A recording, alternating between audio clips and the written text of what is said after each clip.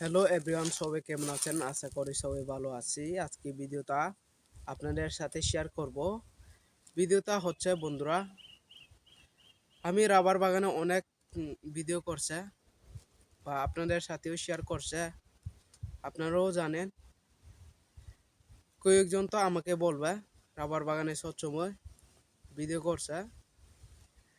ওখানে ওখানে ভিডিও না করলে জায়গা পাই না মনে হয়, এরকমও বলবে কয়েকজন। আসলে বিষয়টা তেমন কিছু না গাইস।